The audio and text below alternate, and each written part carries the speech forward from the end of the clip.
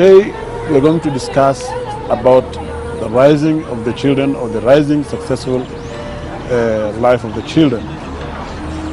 In our topic today, we're going to look at the solution. How can a family have a successful family or successful children in their life? We all know that we want to have successful children. We want our children to be doctors, we want them to be engineers, we want them to be in different fields. But how do we start to have such a successful children, or such a successful family? Number one, my dear viewer, you have to understand that for you to have good and responsible children, you have first and foremost to know who is your partner. Whom are you going to get married to? Who will be your wife and who will be your husband? It is really very sad to see that people always are looking to have successful children, but through unsuccessful parents. You cannot marry a wife from a bar and then expect to have a successful child. Neither can you marry a husband from a bar or a pub and expect you to have a successful family. Hence, therefore, for any family to have a successful type of life, you need to know where to marry and who to marry. It is very important for us today, especially in Kenya, whereby people are talking a lot about family issues, the issue of the children. So the solution number one for us to have successful children in our life is to know who is your partner. Number two is to focus on their education. Education for our children is very, very important. Many of the successful children, always we get them through education. If you don't provide the right education to your children, never expect to have a successful child. Number three, you need to plan for your children and your family. It is really unfair for many of our parents. You find a parent is responsible with a wife, with the children, but you don't provide to your family. You can spend a lot of days, or the entire day, or the entire week in places like here, the way you see people here, are looking for happiness.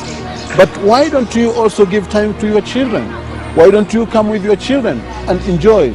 A person will walk out of the house on Sunday or on Saturday, the only days where a person will be having a time with his children, moving around with sweethearts, girlfriends, boyfriends, and neglecting our homes. We shall never have successful children if we don't give first priority to our children, first priority to our families. Have a time with your children, have a time with your wife. These are some of the solutions we can make our family to be successful. Today in Kenya, many families are broken down because of lack of our parents to be together, especially at the time when a parent has a time to sit with the family.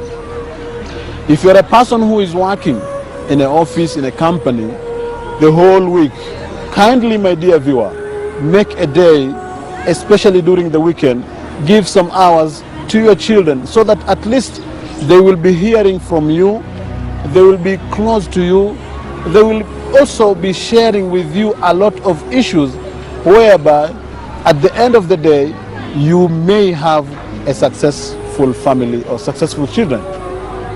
Not only that, my dear viewer, children today have a lot of temptations. Make sure that you provide to your children what they need. Take an example, for example, in your house. Children today like to watch TV.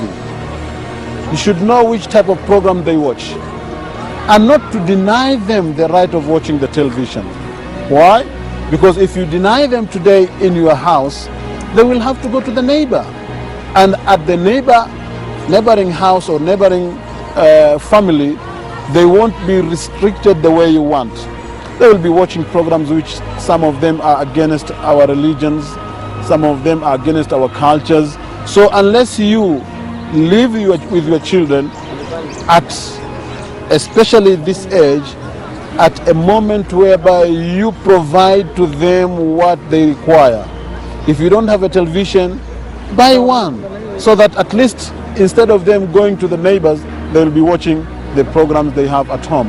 And you'll be also engaging them to watch what they are supposed to watch, instead of you denying them this opportunity. There is also an issue of